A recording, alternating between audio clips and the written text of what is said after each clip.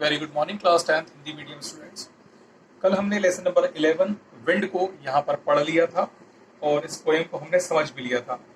आज हम जाएंगे पेज नंबर 83 पर, इसकी जो एक्सरसाइजेस है उसको पढ़ेंगे, उसको समझेंगे। अबाउट दी पोएम भी हम कल पढ़ चुके थे, समझ चुके थे। अब यहाँ पर पेज नंबर 83 पर वर्ड पावर दिया हुआ है एक्सरसाइज में।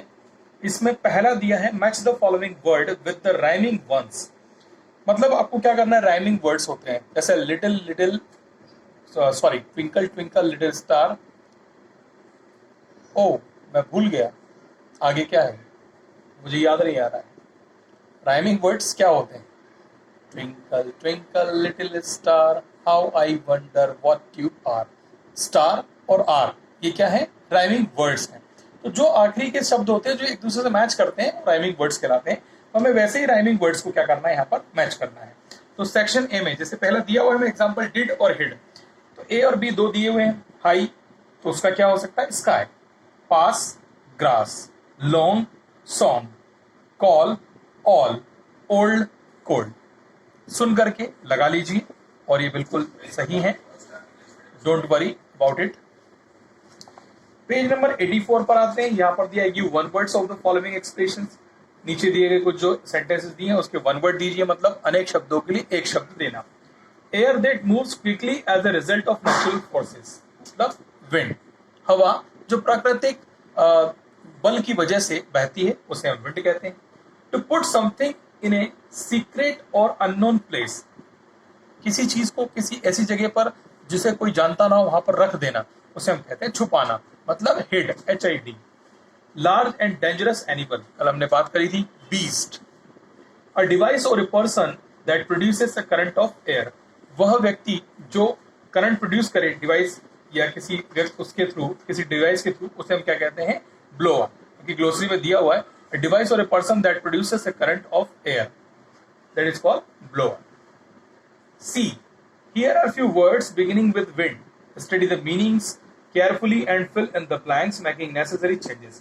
Wind down, wind up, है ना? Wind down और wind up दो शब्द यहाँ पर दिए हुए हैं जिनका मीनिंग नीचे दिया गया। Wind down का मतलब टू रेस्ट और relax after a period of activity और एक्साइटमेंट। किसी कार्य को करने के बाद में, किसी उत्साह के बाद में रेस्ट करना, वो कहलाता है wind down. To make something such as the window of a car move downwards by turning a handle, car के गेट में लगे हुए शीशों को नीचे उतारने के लिए हैंडल को नीचे की तरफ करते हैं, उसे हम क्या कहते हैं? Wind down. To bring a business an activity at extra to an end gradually over a period of time, किसी एक समय सीमा के अंदर किसी बिजनेस को रन अप करना, किसी बिजनेस को लेना, चलाना, उसमें एक्टिविटी करना, वो भी विंड डाउन कहलाता है। Now we come to wind up. Wind up का मतलब क्या होता है? To bring something such as speech और मीटिंग टू एन एंड, किसी स्पीच को या किसी मीटिंग को आगे की तरफ, अंत की तरफ ले जाना, एंड की तरफ ले जाना, वो कहलाता है क्या? विंड अप या wind up. To stop running a company, किसी कंपनी को स्टॉप करना, रोकना, उसे भी क्या करते हैं? वाइंड अप, समाप्त कर देना, खत्म कर देना। टू डेलिबरेटली से और do something in order to annoy somebody, किसी को अनॉय करना हो, चिढ़ाना हो, और उसके लिए हम बोल सकते हैं, तो वहां पर भी डेलिबरेटली, इच्छा अनुसार हम बोलते हैं वाइंड अप। अब नीचे 1 2 3 4 चार चीजें दी गई हैं, चार सेंटेंसेस दिए हैं, ब्लैंक्स दिए हुए हैं। पहला, come down, can't you see he is only, क्या आएगा? विचार करें और can I dash my window dash, question mark. ठीक है, यहाँ पर भी दो वर्ड आएंगे, या तो विंड डाउन या विंड अप, लगाइएगा।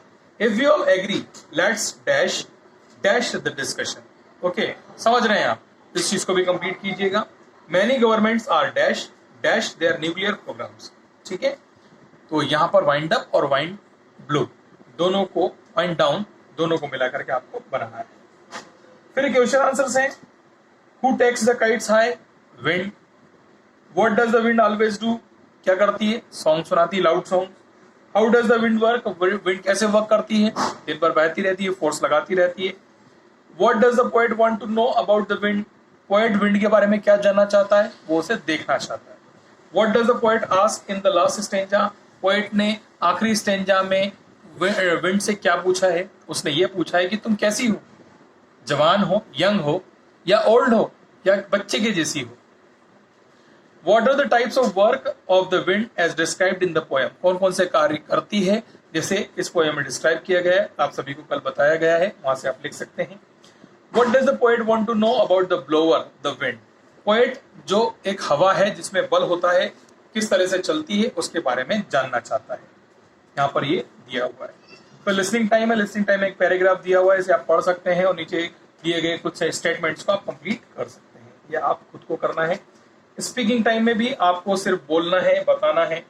राइटिंग टाइम की बात करते हैं. Study the graph and answer the following questions. इसको होमवर्क के तौर पर लीजिए. ग्राफ दिया हुआ है, मैथ्स में आप कर रहे होंगे ग्राफ. इस ग्राफ की सहायता से इधर दिए गए कुछ प्रश्नों के उत्तर दीजिए, और नहीं दे पाते हैं तो मैं कल फिर आपको इसका हल करके बताऊंगा. Letter to editor Hindustan Times and English daily Bhopal complaining about poor water supply. Page number 87 पर एक लेटर दिया हुआ है जिसे हमें अपनी कॉपी में लिखना भी है और याद भी करना है. इसे कल की वीडियो में मैं समझाऊंगा. Till then, thank you so much.